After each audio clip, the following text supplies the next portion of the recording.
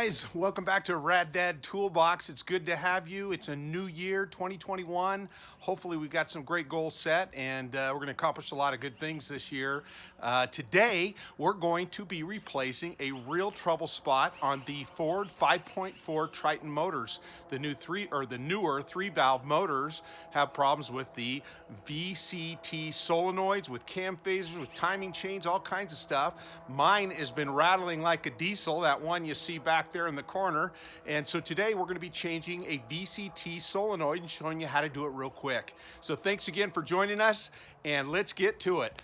One of the things they had a problem with was the VCT solenoids, and they will make your truck run like crap. So today we're going to be replacing the VCT solenoid in this little lovely truck here, because right now it sounds like a diesel. So let's get to it. All right, this is the offending unit, the 2005 in this case, Ford 3-valve motor with the camshafts and the tensioner problems and the chain problems. Today, like I say, we're going to be changing a VCT solenoid, which is located, I don't know if you can see it right here, right behind, here's the oil fill, right behind the oil fill on the passenger side, and let me show you where the driver's side is. Okay, and on the driver's side, this is the power steering reservoir. It is actually located right underneath the reservoir. So we're going to take out 3 10mm bolts, I believe they are, and take this off so we can access it. But let's start on the passenger side. Okay, before we get started, we have the part itself, and in this case I have a DORMAN 917-200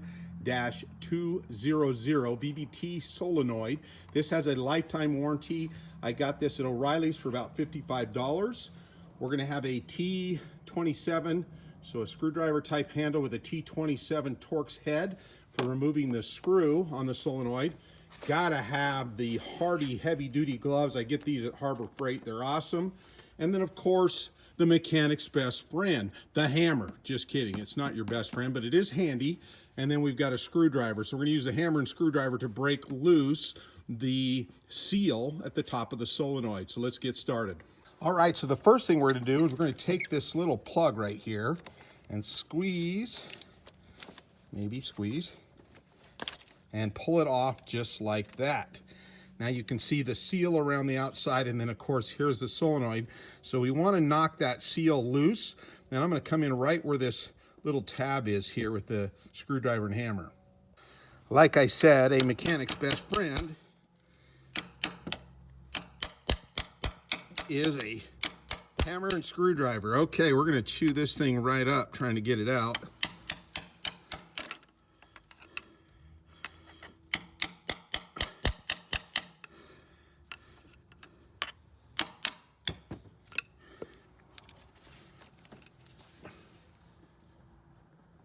Okay, and after several healthy whacks on that, there comes the grommet. Voila! Now you can see the screw right to the right of the solenoid itself, down in that tube. See if we can get it bigger, right there. And we're gonna go ahead and pull that out with a T27. So let's go ahead and do that. Okay, and then I'm gonna unscrew that TORX.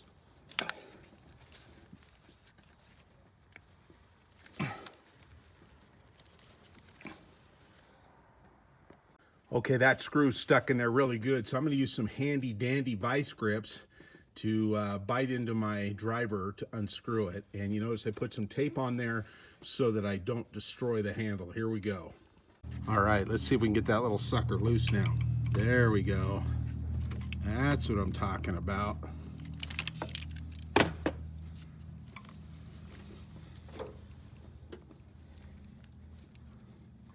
Okay, and it has a catch in there, so theoretically this cannot fall down in the motor, but be very careful pulling it out. You do not want it down in your valve, or in your, your timing chains and gears and so forth. Okay, and then you want to carefully pull that out without knocking a bunch of crap back down in the hole. Okay, the old one didn't look too bad. You see all these screens here, they're all fairly clear. It looks like it's been replaced and not too long ago, but I noticed This was broken, and I don't know if that gave it some sort of a short. It very well could have, but that was broken when it came out. So we'll be putting the new one in, and the new one looks all nice and shiny and clean with clean filters and everything. So we're going to slide that one back in and snap it, and then we'll put the O-ring in and we'll be good to go. Let's go back to it.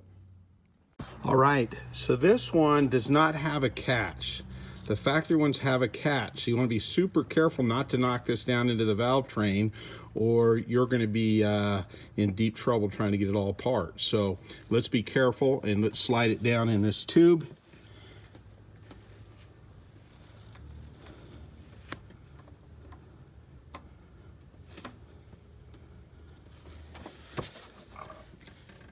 Okay, do what I say, not what I just did. I got a OEM style VCT solenoid, but it had the screw and it didn't have a catch, and that was about as dicey as it comes. So get factory Ford VCT solenoids. Let's go back. I've got this to get ready to tighten up now, but man, it was hairy. I thought I was gonna drop it right down the tube, so don't do that. All right, so let's go ahead and tighten up that screw. All right, you can just hand tighten that. It doesn't really have a torque that you need to torque it to, and that's done. Let's go ahead and put the gasket on now. Okay, I'm gonna take a 15mm socket and just pound that seal in.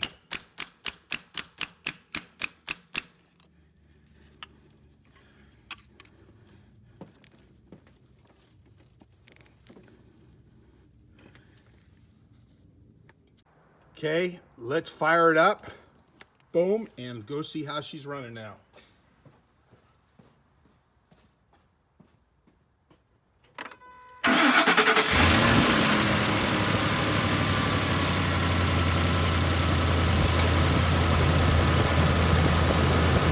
Sounds way better. Look at those beautiful mountains. Hey guys, thanks for joining me again today, and I hope you learned something. And you know what? If you think you can, if you think you can't, you're exactly right. So can you do it? Abso-flippin'-lutely. And if you haven't subscribed, please subscribe.